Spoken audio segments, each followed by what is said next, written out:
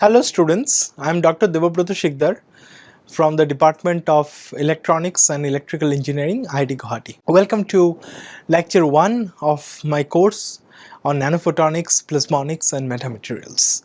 This course will provide a detailed introduction to these three pillars of the future photonic technologies by covering their fundamentals and recent advancements. With the growing dominance of 5G technologies, Internet of Things, and emerging applications of artificial intelligence and machine learning in every aspect of human life, this course on nanophotonics has become more relevant and important than ever before. It is the solution to meet the demands of extremely high computational speed requirement and the ultra-fast data transfer rate of the future, besides keeping the power consumption minimal. Nanophotonics allows one to achieve terahertz speed at nanometer scale, bringing together the best of the electronics and photonics world. This course will first cover the fundamentals of nanophotonics, principles of photonic crystals, plasmonics or metal optics, excitation of surface plasmons and their applications. Later on, the course will also focus on metamaterials and metasurfaces, covering their fundamentals and various applications such as tunable devices, absorbers, superlens, hyperlens, transformation optics, cloaking, etc.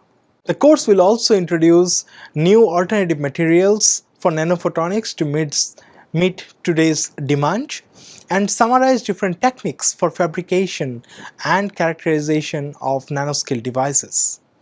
The course is designed for undergraduate and postgraduate students with basic knowledge of physics and electromagnetics. The course will actually bring the emerging fields of nanophotonics, plasmonics and metamaterials to your doorstep via the Swayam platform for the first time. And we hope that UG and PG students with background in electronics, instrumentation, physics, chemistry, material science and engineering, chemical engineering, and any researcher and industry people working in the broad areas of photonics will get benefited from this course.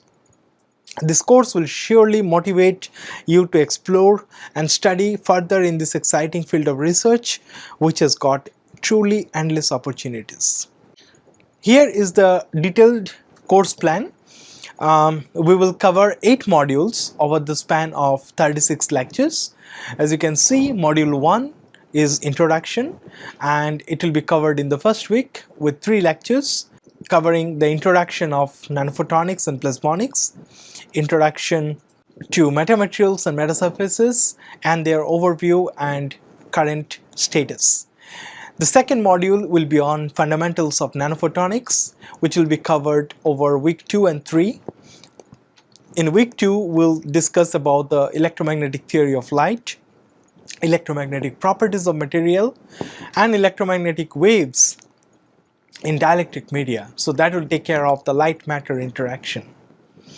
In week 3, we'll first study the polarization properties of light, reflection and refraction in details when light hits at an interface using the Fresnel's equation, and we'll understand the absorption, dispersion and scattering properties of light.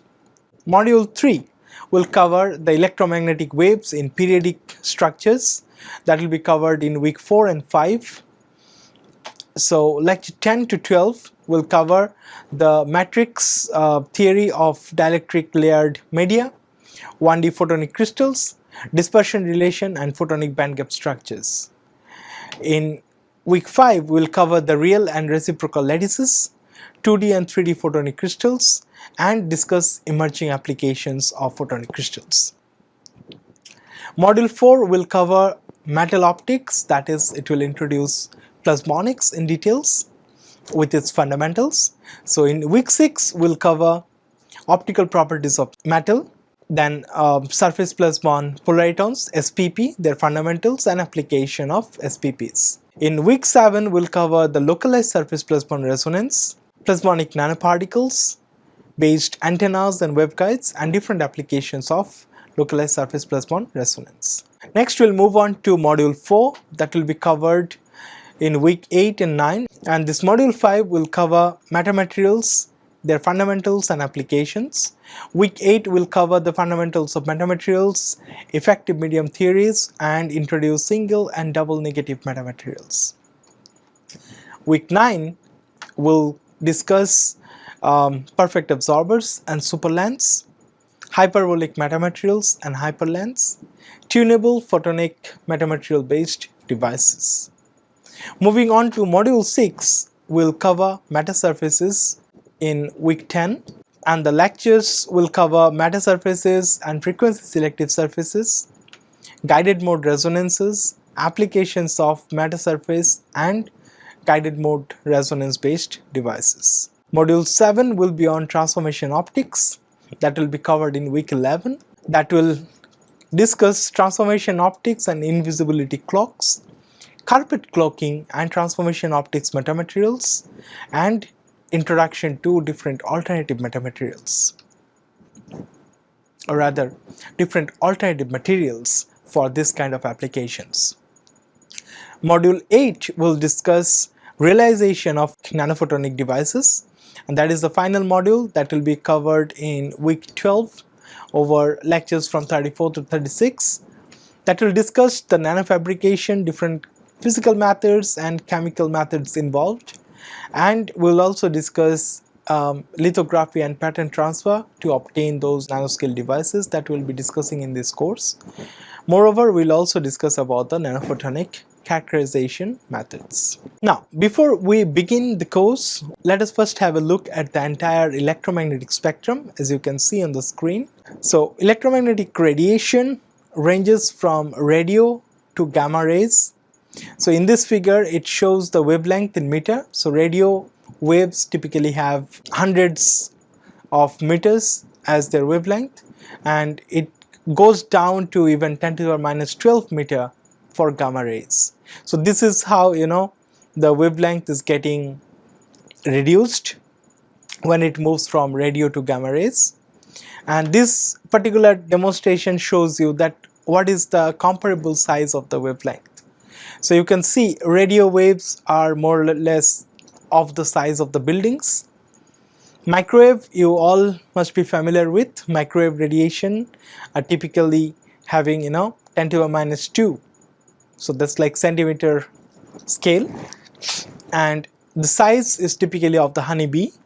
And as you go towards visible, ultraviolet, X-ray and gamma ray, your wavelength is getting reduced, and the comparable sizes are also getting reduced. The corresponding frequency can also be seen here. So if you consider one particular case, something like microwave, which is very commonly used device these days. So you can see microwave, the frequency range is in close to 10 to the power 9 hertz, that is gigahertz range. So that way you can actually look into the scale and find out what is the corresponding frequency from each of these waves that are included in the electromagnetic spectrum. So keep this particular image in your mind, because that will give you a clarity about what frequency range, what wavelength range we are talking about.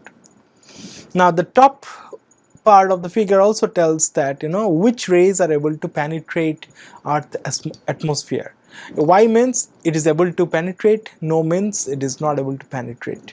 When it is not able to penetrate Earth's atmosphere means it is getting absorbed in the atmosphere. Okay, and the bottommost one shows the temperature of the black bodies that are able to radiate. So what temperature of the black body will be able to radiate, will give up a radiation in this particular frequency range. So that you can see here. Like if you have an object which is like 1 Kelvin, so you can get a microwave kind of radiation. When you move to say 100 Kelvin or in the range of say 10,000 Kelvin, the object can emit visible radiation.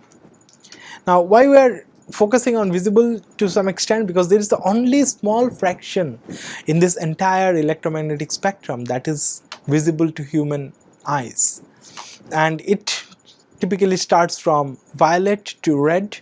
So 400 nanometer or 380 nanometer to be precise, to 700 or 780 nanometer in some literature. So that is the range. 380 to 780 nanometer is visible to human light. And when we talk about this wavelength and frequency, I believe all of you remember this cheat sheet of converting frequency to wavelength. So if you are able to express the speed of light in vacuum, c, that is 3 into 10 to the power 8 meter per second, as 30 gigahertz centimeter, that allows you a quick conversion. So if you have 30 gigahertz frequency, the wavelength is 1 centimeter, and so on. If you have 1 gigahertz frequency, the wavelength will be 30 centimeter. So that way you can quickly convert between frequency and wavelength. Now, to understand nanophotonics, which is the topic of this course, let us first begin with a very broad topic that all of us have studied in our school days, and that's optics. So what is optics? It's a branch of physics studying the behavior and properties of light. Now when I say light, I do not only mean visible light, I also mean ultraviolet, visible and infrared light. So that is the range optics typically covers. Okay, and it includes the interaction of light with matter and construction of instruments that can actually uses this kind of light for manipulation or detection. Some examples like optical fiber, camera, wireless mouse, which I am using right now, lasers, binoculars, periscope, microscope, telescope, then Blu-ray devices, DVDs, etc. These are all based on optics. Now you can classify optics broadly into 3 subfields. The first one is geometrical optics, and as you know, it's a very crude approximation. So in this approximation, light is considered as rays or particles. That explains how light travels in a straight line. So straight from our school book, you can see using a lens you are able to image a particular object, and this can be very well explained using the ray approximation, that is the geometrical optics. Now there are certain phenomena where this kind of approximation of geometrical optics is not enough. So we need to actually go to another subfield which is called physical optics, where light is considered as a wave to explain certain phenomena, something like bending of light, diffraction, scattering from an object, and the phenomena of interference that you might have seen or studied, done experiment as well in your school days, that you are able to actually explain this interference fringes by considering light as a wave. The third one is the most exact approximation, where light is considered as both particles, photons and waves. So that is also known as particle wave duality. So the phenomena of laser is well explained in this particular. Now let us have a quick look into various subfields of this UV, visible and IR spectrum. So if you closely look into this particular figure shown here, or the list shown here, ultraviolet has got many subbands: extreme UV, vacuum UV, deep UV, mid UV and near UV. And then these are the energy. EV means these are the energy associated. This is the wavelength range and this is the frequency range. Similarly, for visible, you can start with violet to red, and you can see the violet is from 380 to 435. Red wavelength are from 625 to 780. When I say infrared, there are 3 sub-ranges: near infrared, mid infrared and far infrared. So there also in near infrared you can have IRA, IRB, okay, and you can see these are the wavelength range. So I'll not go into the details of reading out each of these details. You can refer to this particular figure here or the chart here, and you can understand different sub ranges in this UV, visible, IR spectrum. Now let us introduce a new term called photonics, where photonics is basically a subcategory of optics that focuses on the science and technology of photons. So photonics is often used interchangeably with optics, but they do have distinct meanings. They're not same exactly. Optics, whenever we discuss optics, it's basically a broad branch of physics that studies the general behavior and properties of light as well as vision and perception. Whereas photonics involves in generation, detection and manipulation of light in the form of photons. So photonics is concerned with absorption and emission of light mainly. Besides its transmission, modulation, signal processing, switching and amplification. So the picture here depicts absorption of a photon, where the photon energy delivered to the electron moves it to a higher energy level or outer orbit. So this phenomena is called absorption. The opposite also takes place, that when the electron jumps from a higher energy level to a lower energy level, okay, a photon is emitted which has got an energy equivalent to the difference between the two energy levels. So this phenomena is called emission. Now photonics have got a lot of applications. So the typical application areas of photonics are in the field of broadband internet and information technology. So thanks to photonics, I am able to reach to your doorstep today with this lecture, because photonics or the optical fibers are the backbone of the entire internet. They are not only providing fast internet connection, okay, photonics also enabling free space optical communications, optical computation for quantum photonics and all these things. So there are going to be a lot of applications of photonics in the future. Healthcare and biophotonics. So photonics and optics are used in various non-invasive medical diagnostic. If you remember from the COVID time, SpO2 measurement, that was an application of photonics. Then laser based surgery, that is happening day in and out. Targeted cancer therapy, ophthalmology, everything can be done using photonics. Lighting and energy saving, that is another big sector where photonics have tremendously contributed. Almost entire lighting industry and the display industry is shifting towards photonics because they are more energy efficient. So you see LED lighting almost everywhere these days. Moreover, solar power with the photovoltaic cell, they are also becoming one of the most popular renewable energy sources because of their competitive pricing as against the other renewable energy sources.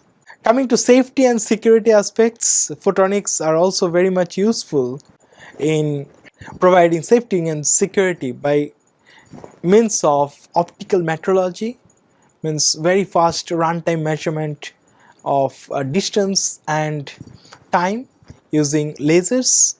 So that will be very important in autonomous vehicles. Moreover, you can also think of security arrangements, something like fiber break rating sensor based, border fencing, then high speed cameras, infrared motion detectors. There are also defense based technologies, something like satellite surveillance system, navigation, imaging, night vision, anti-missile systems, high power directed weapon systems which are like laser guns, and all these things are becoming more and more popular in the modern warfare. Then the other application will be in the high quality manufacturing. So you can actually do high quality manufacturing and precise manufacturing using laser. So material processing, something like cutting, welding, soldering, marking, all these things, surface modification, all these things can be done using laser. So as you can see, photonics more or less has got application in almost every aspect of human life, and that is why it's a very, very important subject to know right now. We have understood two things, optics and photonics. Now if you compare optics and photonics, what is the main difference? The main difference comes from the relative size d of the constitutive elements which are interacting with the electromagnetic waves of wavelength, say lambda. So in optics we are actually dealing with constituent elements, something like lenses, mirrors, prisms, beam splitter, all these things which are having dimensions much larger than the wavelength of light. Whereas in photonics we actually bring the dimensions comparable. That means, the size of the material or the matter that is interacting with light also has got a comparable dimension. So here you see in particular example of total internal reflection that is taking place in a glass rod. Now this particular phenomena is the basics of light propagation through optical fibers. When I consider optical fibers, that's a typical photonics application. Why so? What is the dimension of the optical fiber? If you look into a single move fiber, it has got a diameter of 7 to 10 micrometer. And what is the wavelength of light? As we understand, it is like 400 nanometers, so it's like 0.4 micrometer to 0.8, almost 0.8 micrometer. So they are almost comparable. So that is where photonics becomes relevant. So when I say photonics, this is the main factor, that the size of the constituent materials or elements will be comparable to the wavelength of light, and that allows you generation, processing, guiding and sensing of light. So what are the typical applications? Lasers, amplifiers, photodiodes, light sensors, optical fibers. So all these are basically the optical tools that fall under the bucket of photonics. So naturally there will be a curiosity to know that what happens when the size of the constitutive elements become much smaller than the wavelength of light. So that is where nanophotonics comes into picture. So nanophotonics is basically the field where the elements which are interacting with light has got dimensions sub-wavelength. Okay, that is much smaller than the wavelength of light. So nanophotonics typically covers light matter interaction at nanoscale. Okay, so nanophotonics allow you to design devices which can slow down, enhance, produce or manipulate light by understanding how light behaves as it propagates or travels through sub wavelength dimensions. And in short, nanophotonics will actually tell you about the photon interactions with nanostructures such as nanometallic particles or metallic nanoparticles, you can say, nanocrystals, semiconductor nanodots, photonic crystals and biomaterials such as tissues, DNAs, etc. So this is where the nanophotonics comes into the picture. In short, nanophotonics is the study of the behavior of light on the nanometer scale, or you can say it is the interaction of a nanometer scale object with light. So again, it covers the interaction, light matter interaction at nanoscale. Why it is important, because it allows you to manipulate light at nanoscale, and that capability, that spatial power comes to you when you actually make light to interact with some elements which are having much smaller than the wavelength of light. Okay. Now, why should we study nanophotonics? We understood what is nanophotonics starting from what is optics, what is photonics, and then we understood what is nanophotonics. Now we need to know why we should study nanophotonics. Now in this era of information and technology, you can see that the world economy is more or less getting digitized using internet, like e-entertainment, then e-commerce, everything is booming. So you need, a backbone infrastructure that can support that thing and the development that is happening. If you take computers, smartphones, tablets, smartwatches, these items have become inseparable part of our life. You cannot actually imagine a day without this. And everybody is now having multiple devices. So that actually puts a lot of load on the internet. And with this growing demand of data sharing, internet also becomes a huge storehouse of data. So whenever you are googling something or you are making a search, you want the data to come to you very fast. But where from? You have to store it somewhere, right? So you also need lot of storage, lot of computation power to search in this huge storage what you have looked for. So all these things are putting a huge load in terms of energy requirement, speed requirement, computing speed, and the power requirement. So everything is becoming more and more complex. And you can see the rise of global internet users. So with world population being 8 billion, right now we have more than 5 billion internet users. That's like more than 60% of the world population. And do you think it's going to be less? No, it's going to be even more and more in the future. Even kids are now getting into using all this tablets and smartphones. So the global data traffic is going to reach 475 exabyte per month, and that's the traffic estimated by the end of 2023. And do you think that's all? No, that's not all. That is just the tip of the iceberg. If you see, the tsunami of data traffic is actually approaching.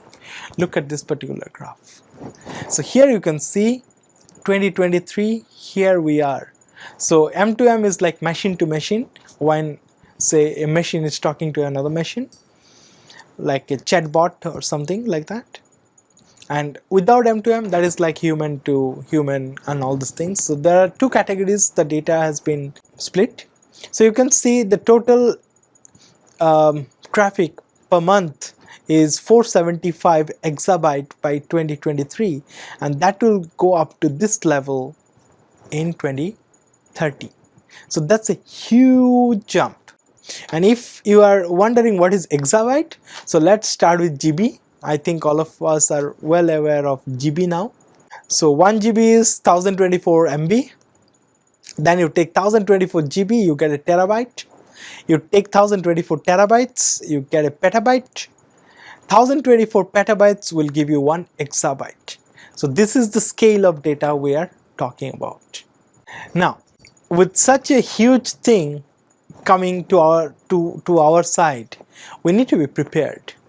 And one of the key challenges for 21st century has been to supply efficient accessibility over internet to billions of people. So you want more and more people to be connected, and that is the desire. So that will require huge bandwidth and error-free connections.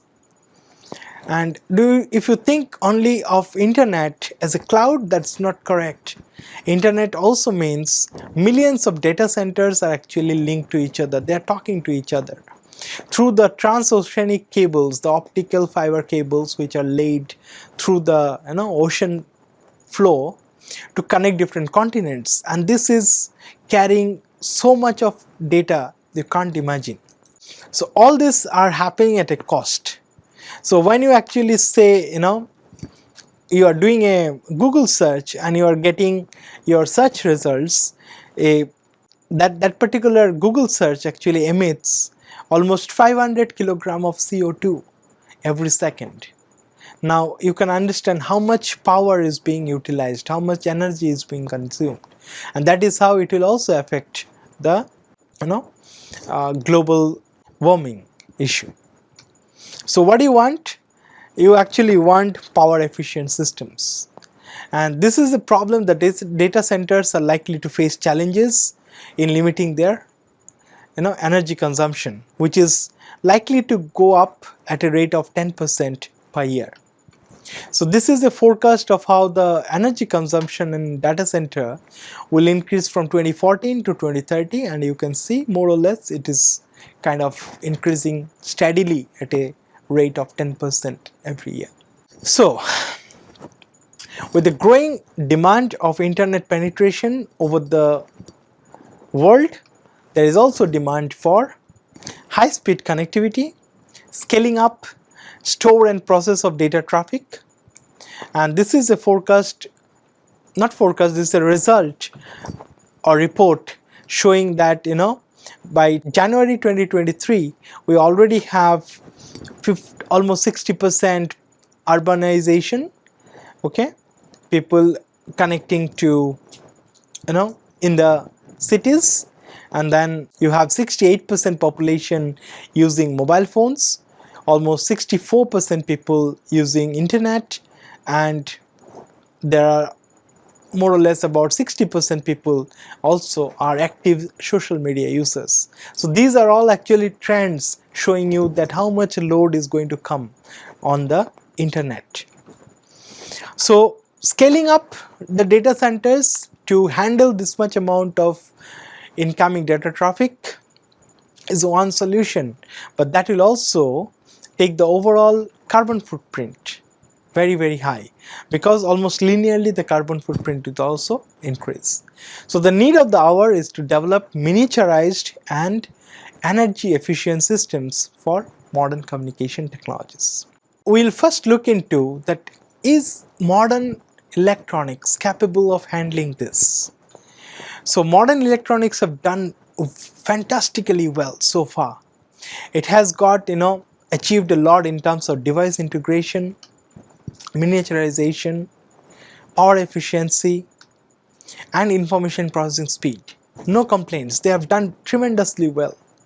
Information and communication technology devices in the society, they contribute approximately 30% of the electricity usage worldwide. So they are now becoming a major factor who is consuming energy and power.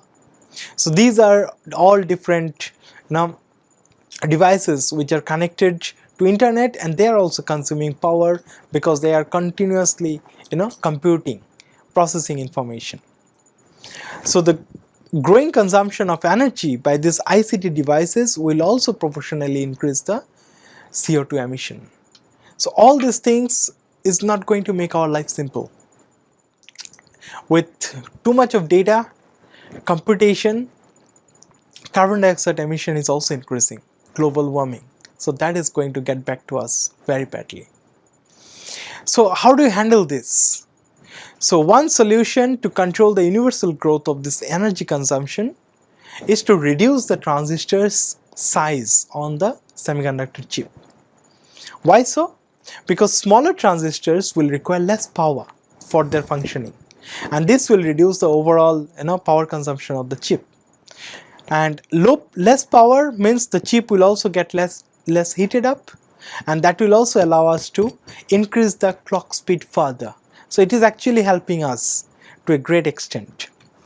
Now, since the announcement of integrated electronics, the semiconductor industry had adopted an approximation predicted by Dr. Moore or Gordon Moore.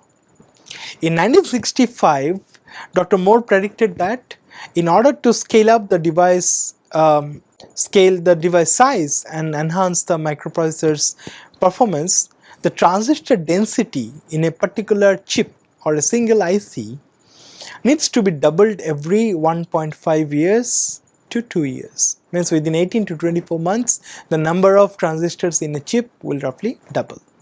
And over the last 50 years, this assumption has been the roadmap for all the electronics industry.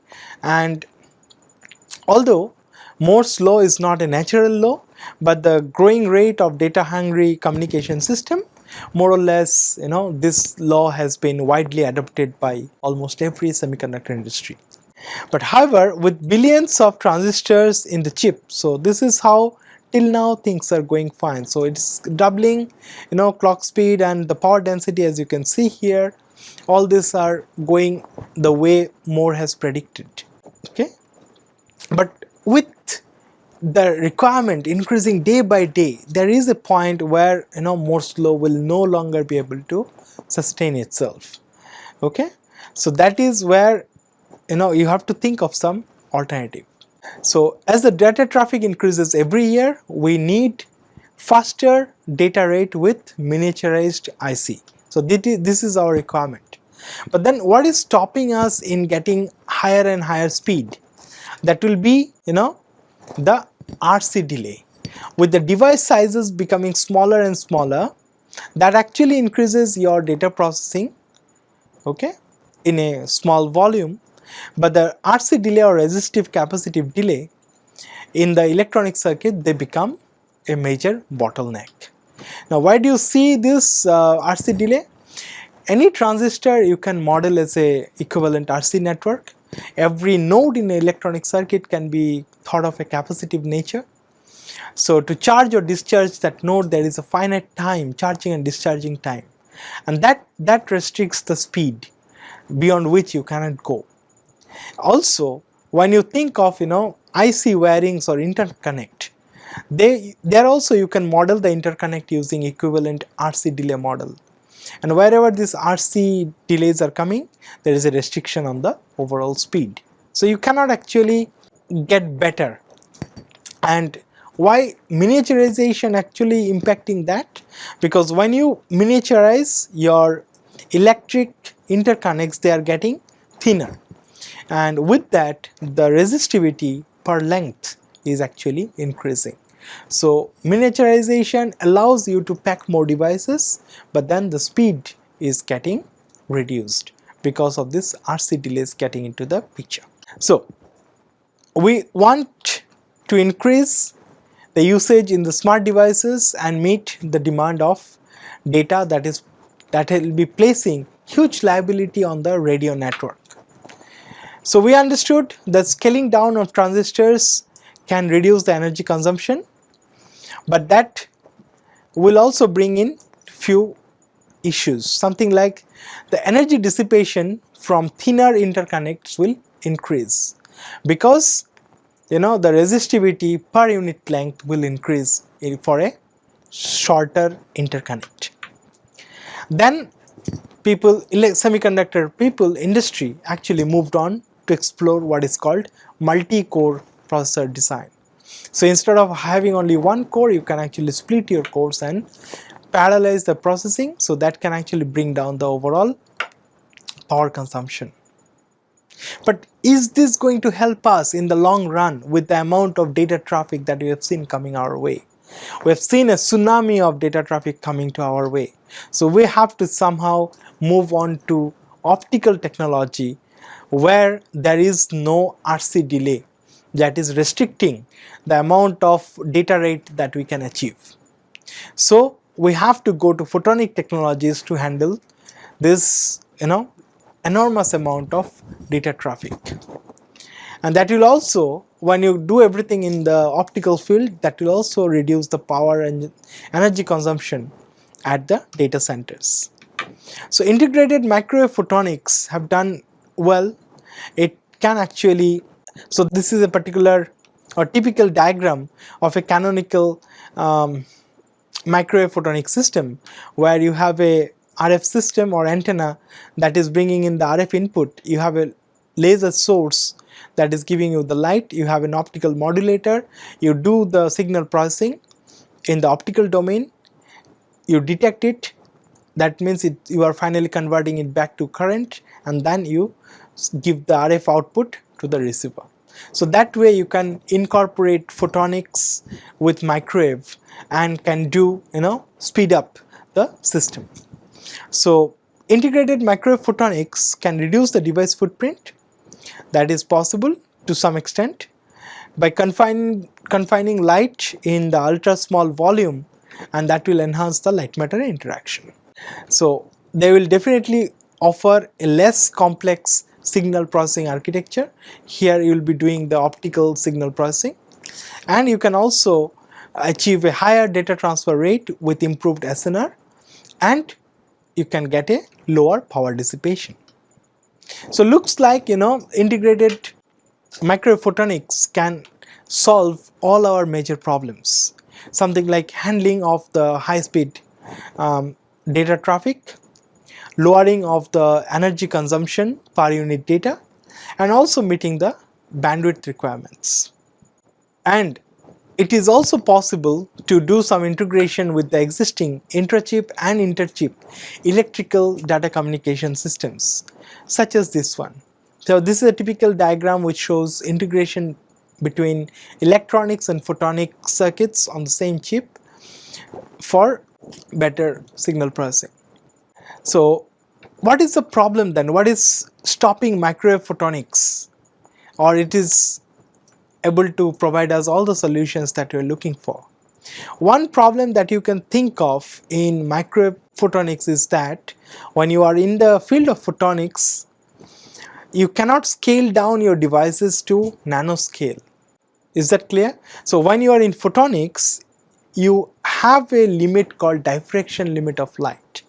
Diffraction limit of light tells you that light cannot be squeezed in a volume which is lesser than lambda by 2.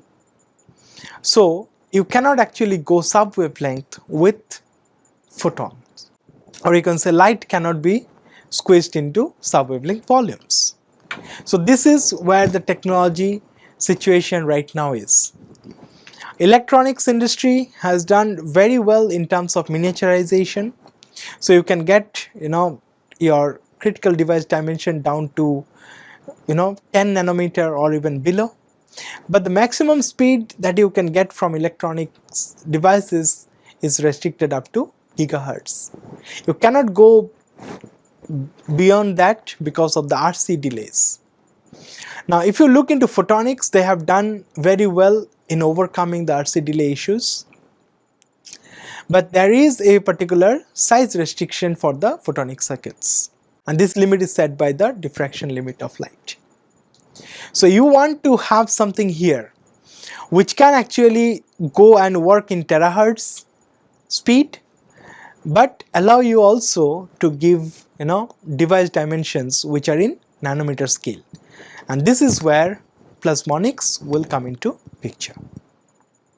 So plasmonics is a field that brings in the best of both electronics and photonics world.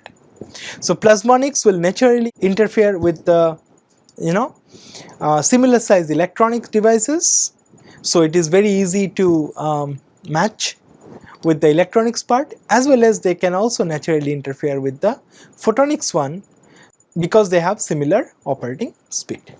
So the situation is like this: electronics can provide miniaturized devices with critical dimensions less than 10 nanometer, but the maximum speed you can achieve is restricted to gigahertz due to the RC delay issues with the electronics.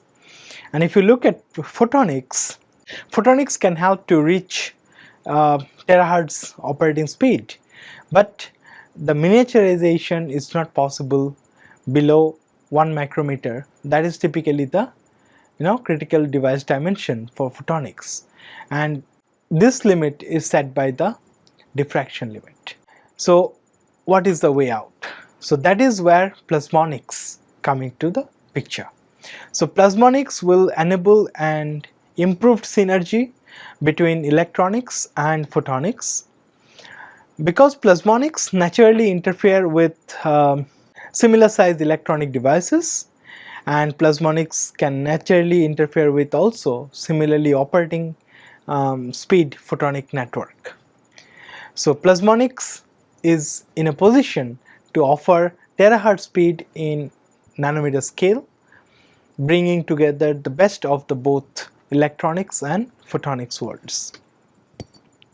And as you can see that this field will require inputs from optical engineering, electrical engineering and nanotechnology.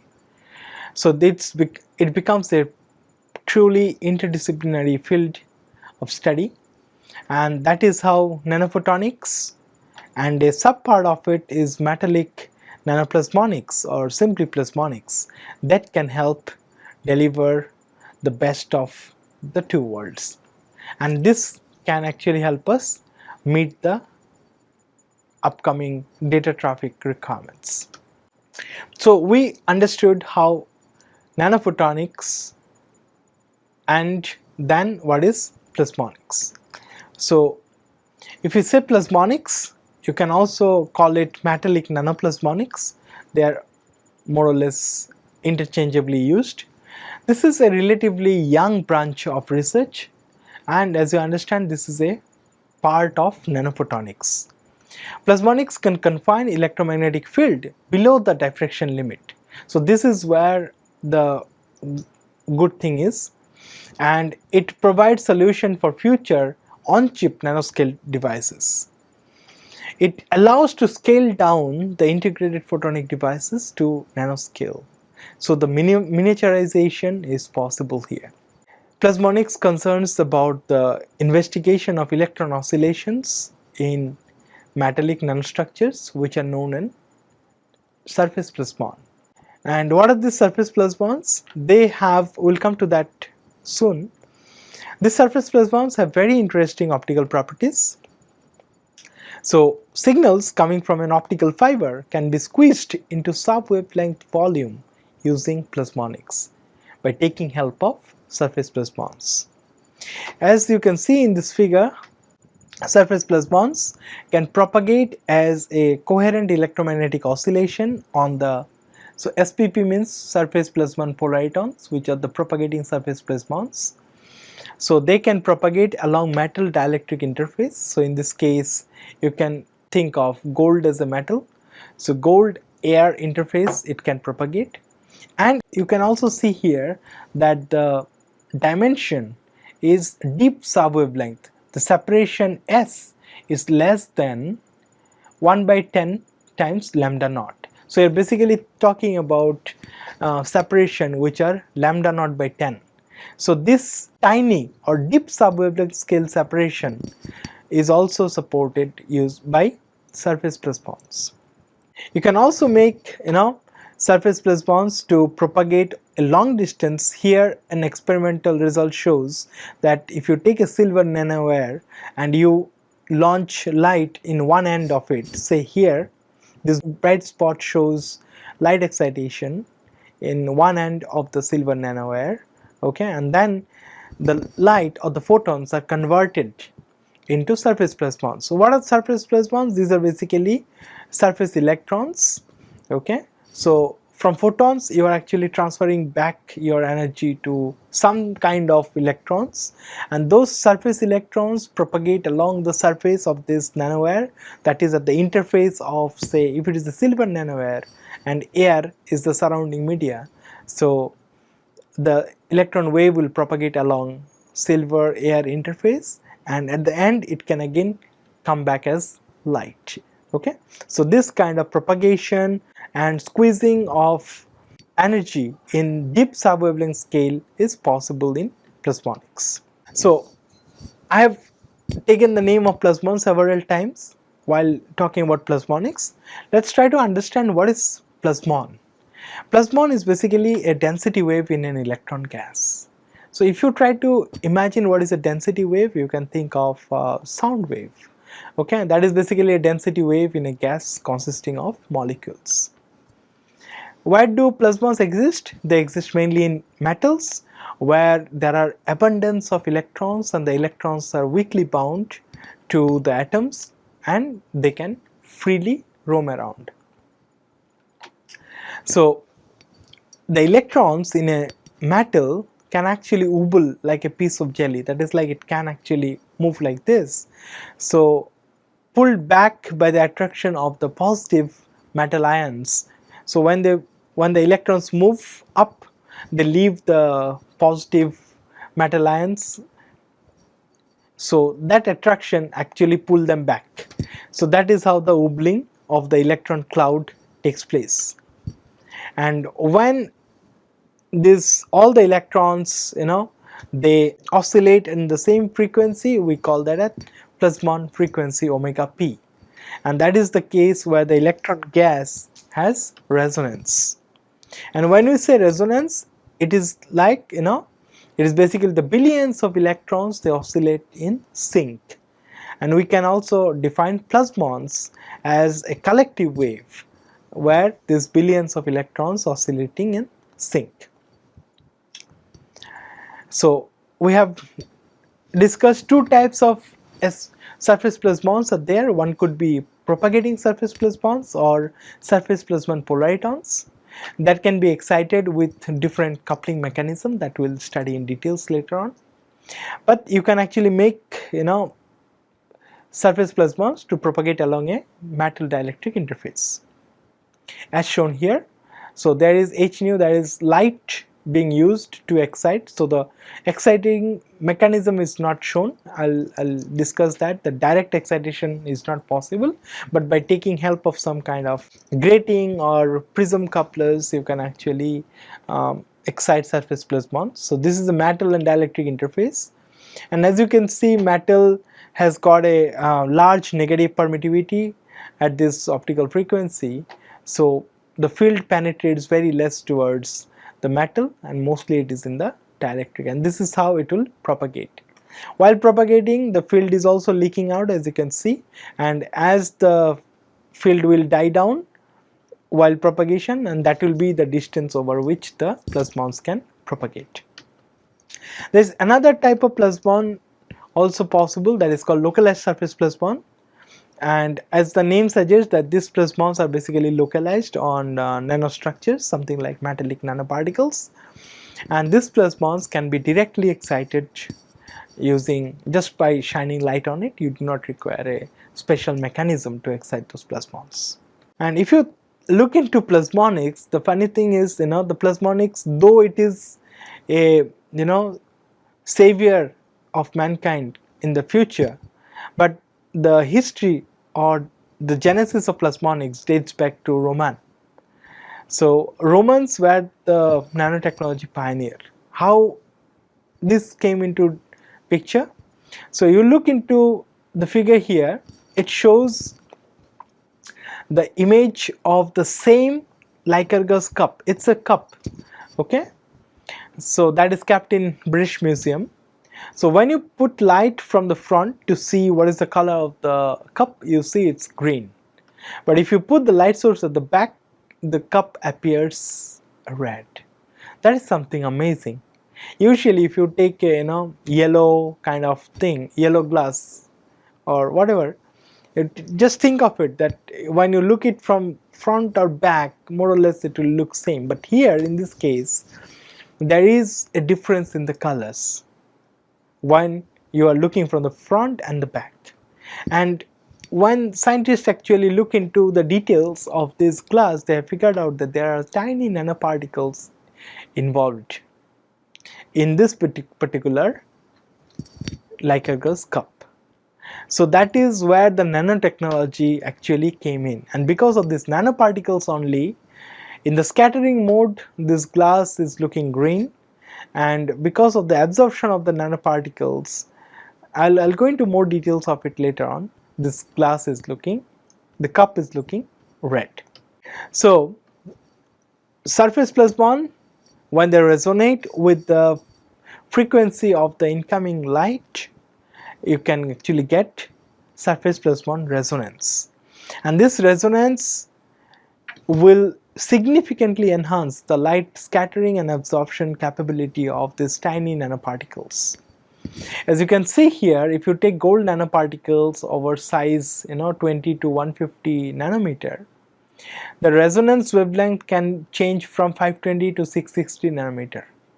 For silver, if you consider the same size, you can actually tune the resonance of surface plasmons over a different range. It's again similarly wide range, but different range, 380 to 600 nanometer. So one need to keep in mind that this resonance is not only dependent on the material of the nanoparticles, their size, it is also dependent on their shape and also the surrounding media that is around this particular nanoparticles. So there is a graph of localized surface plasmon resonance tunability. As you can see here, this is for silver nanosphere. This is the range over which you can choose silver nanosphere, and change the size of it to go from UV to visible range. Okay, you can look for gold nanospheres that can give you more or less within visible range only. But if you choose nano shells or nano eggs, that these are like ellipsoid kind of structure, you actually get a very wide tunability, starting from visible to mid infrared. Similarly, you can choose for nanorods, which are like cylinders, nano cylinders, triangles, cube, nanorise, all different shapes are possible. So you are able to change the surface plasmon resonance over a wide frequency range. Okay, but as you can see, everything within UV, visible and infrared. And why it is important? So the ability to focus light and manipulate light at the nanometer scale has got a lot of potential, and this is what has been claimed by the pioneer of plasmonics, Professor Harry Atwater at Caltech, US. So he actually foreseen that this field is going to be very exciting, and it is compelling because you can see a lot of applications of this particular field. In nanoscale devices, you can, as you have seen, you can propagate surface plasmons over nanoscale distances. You can confine energy with deep sub-wavelength spacing. So all those will allow you to get nanoscale devices. You can make directional nano antennas for your circuits using this kind of metallic nanoparticles or dielectric nanoparticles. You can think of plasmonic solar cells where nanoparticles with enhanced absorption at their resonance will allow you to absorb more light to be converted into electricity. So they can be added to solar cell to increase their efficiencies. You can think of photothermal cancer therapy using nanoparticles, where nanoparticles can be plasmonic nanoparticles can be injected into bloodstream with some targeted delivery, so that these nanoparticles go and sit on a cancer tumor, and you can shine light from the outside. Near infrared light is able to penetrate the skin, and it can go inside. Nanoparticles having resonance at that particular wavelength will be able to absorb light very strongly, and that with absorption the nanoparticles will get heated up, and that increase in temperature will kill the cancer cells. So you can see these nanoparticles can be your savior. They can be also used for biological and chemical sensing, where the change in the refractive index of the surrounding media of the nanoparticles can be sensed as shift in the plasmon resonance peak wavelength. So you can actually sense very tiny amount of molecules present using this kind of sensors. This also can help you achieve very high density optical storage, something like this one, 5D optical storage. So here the images are imprinted in different layers at different wavelengths and polarization. So these are only some specific applications. You can think of a lot more applications using plasmonics. So this is the future going ahead. So that is all for today's lecture, and we'll try to cover the introduction to metasurfaces and metamaterials in the next lecture. So thank you. In case you have any query, you can send it to me at this email address, dev.shikdar@iitg.ac.in, but do not forget to mention MOOC in the subject of your email. Thank you.